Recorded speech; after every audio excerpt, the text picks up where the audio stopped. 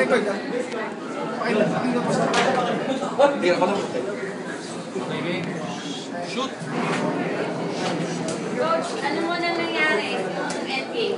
Marami nagtatanong, ano nangyari? Sa game? Doon sa endgame, doon sa endgame. I don't know. I really don't know. It's uncalled for. He put me a dirty finger. I don't know. Dirty fingers. He gave me a dirty finger. So, sino coach? Nakita niyo naman siguro. Parang magaling. Nakita niyo kasi. Robby Guevara coach. Sabi mo nung last time, Jam will play today. Yeah. Hindi. Yeah. And he did. Jump away. Thank you, Jump. And of course, Vilorio played heads up game. For the first 3 games, he's playing, extra good.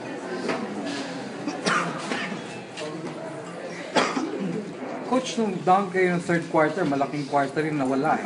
Yeah. Kumbaga, anong instructions ko na sa boss?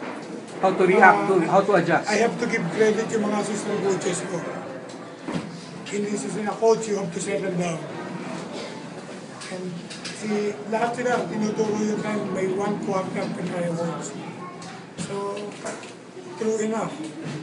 Sabi nga nila, pag yung leader nila medyo nawala sa focus, everybody will pababa lahat ng laro. And dahil nga doon sa mga assistant ko, yun. Coach, you said it's a game of adjustments. What kind of adjustments na ginawa niyo? Actually, sabi ko nga yung last game of adjustment. Pero nung iniisip ko the night itself, sabi ko, ano bang score? 62-60. Meaning, marami rin kaming ginawang tama. May konting pagkakamali. Kaya ang adjustment na ginawa namin, very minor, sa mga matchup lang. Pang matchup. Matchup yung third quarter, Adiogun was basically scoring at will. He dominated. Pero ano nangyari? Why did he disappear in the fourth quarter? Ano ginawa niyo adjustment?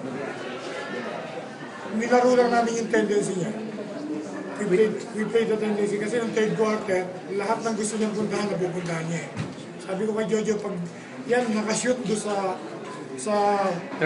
side na gusto kong pumunta, wala kang kasalanan, it's my fault. Pero pag nakashoot yan dito sa ayaw kong pumunta. So, yun yung adjustment na gano'n. What does this win mean to your team? Means a lot, but we're very happy. At gaya yung sinabi ko dati sa inyo, parang value wala ito pag hindi namin napalo at yung dito na. Though, kahit nanalo kami, talagang let's give it to San Beda, malakas pa rin talaga yung team niya. Kung naglaro kami ng mga several notches higher than last game, we have to add more notches higher para ma-upset namin yung team na to. Coach officiating. Jam, syempre, Sorry. Jam, syempre ikaw, motivation mo sa gusto ko maglaro pa ng isa pa matapos ng college career. Ano masasabi mo? Ano yung Inisip ko lang yung mga teammates ko na sobrang pagka-hard work nila. Hindi ko niisip yung sarili ko na last year ko na lahat ng game ko, ginagawa ko yun para sa team, hindi para sa sarili. So okay lang na ma-finish yung career ko na wala akong na-achieve basta yung team may na-achieve.